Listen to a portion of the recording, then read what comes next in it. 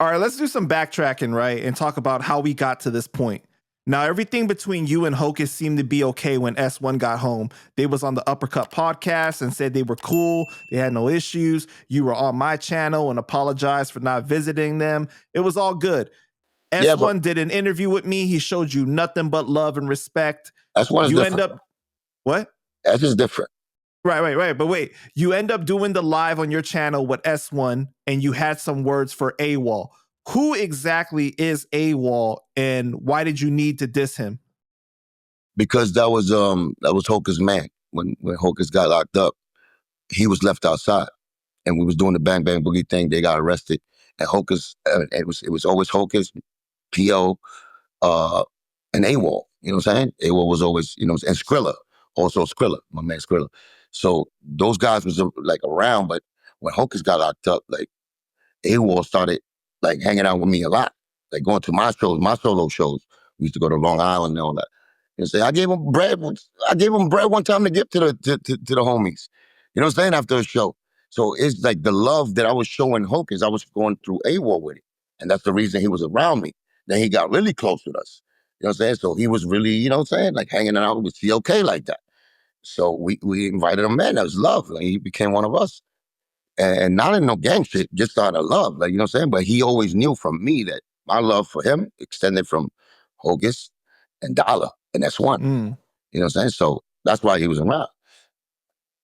But then Hocus came out and all that. I guess he had a different mentality. And that's what I told you. He was in there with Percy. That was a Terror Squad member.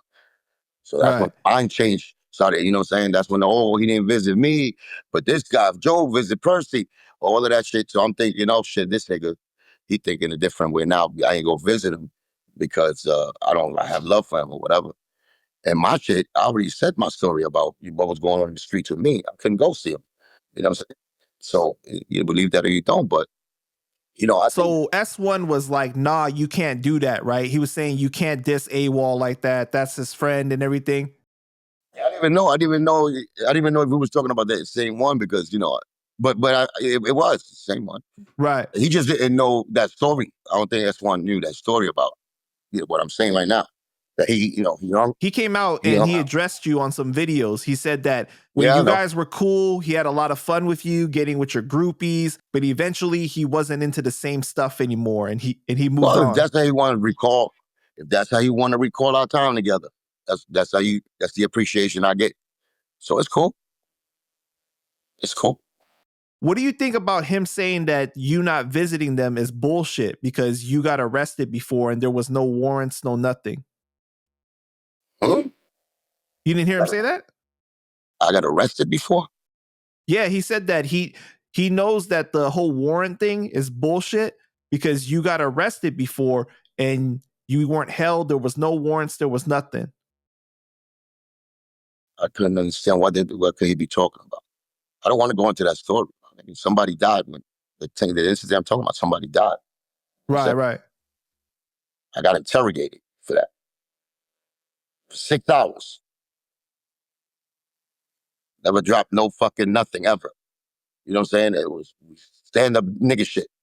Then after that, that's when, the court shit, you want to, had that subpoena for me to go to court. It was like, well, they don't need me. I don't know nothing. Don't put me in that situation. I really don't know nothing. So, but it was a subpoena. That case over time got settled, whatever, you know what I'm saying? The dude they know the story. They know the story. If you're from the hood, you know that story. You know what I'm saying? And that was like a 3-year situation. So after them 3 years, of course I didn't get locked. I mean, if I got locked up, that case been over. The dude got 9 years for some other. That ties down to a lot of things. I didn't want to cover that part, like go into depth about that. But from the description of what he was saying, that's a punk ass shit to say. That's a punk ass shit to say. It's like he's saying I'm lying. Why the fuck I need to lie? Why do I need to lie? These niggas got the wrong impression of me. Like, that's why I'm very surprised. Like, my word is not my bond to y'all? You think I gotta lie? So, So he said the whole BX Hova video, right? He's cool with Hova too. and he's cool with you. He's a comedian. So he decided to make Tell him fun to of that ask Hova about situation. that situation. Tell him to ask Hova about that situation. If Hova got any honor and will tell the truth about, put aside the how you feel about me. Tell him to tell you that truth that I'm talking about, his boy Frankie. Tell them to go ask Hova. You know what I'm saying? Real niggas got to say the truth, right? So ask Hova how I held it down.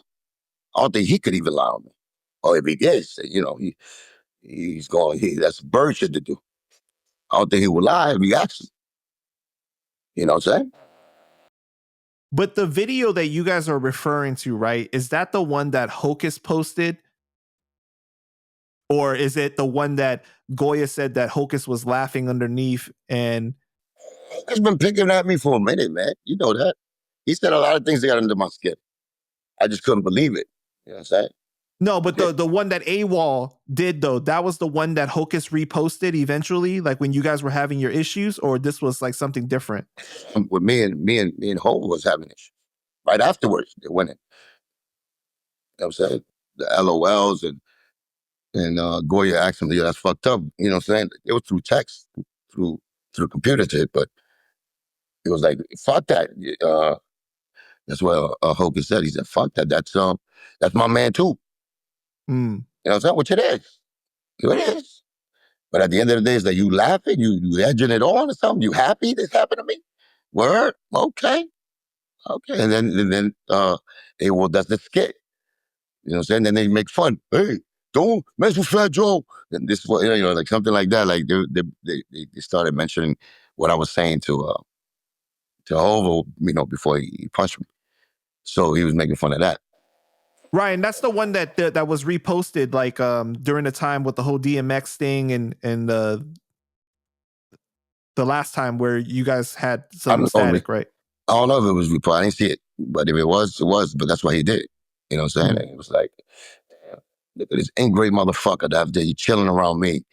You know what I'm saying? And all of this happened. Like, these niggas got the nerve to laugh at me. Some real situation. All right. So that got under my skin. You know what I'm saying? I tried to be cordial about it when I spoke, because I still got love. It's like, maybe they got derailed. Maybe somebody put that poison in their ear about me. Maybe they told them a wrong story that they don't get. That's why I keep saying, like, how y'all be with these dudes that I know I did shit to? And y'all represent, like, you know what I'm saying? Like I said, the rich play, dude. This nigga talking about, that rich play is my guy. Like, maybe they doing something that they that got them closer together. Like, how it is. You rock with a new nigga, and now is their man. I'm not a friend hopper like that. You know what I'm saying? If you're my man, I'm going to speak on your behalf regardless. If you always kept it real, if your morals was good. So maybe they got, a little judgment going on from distance about me. And,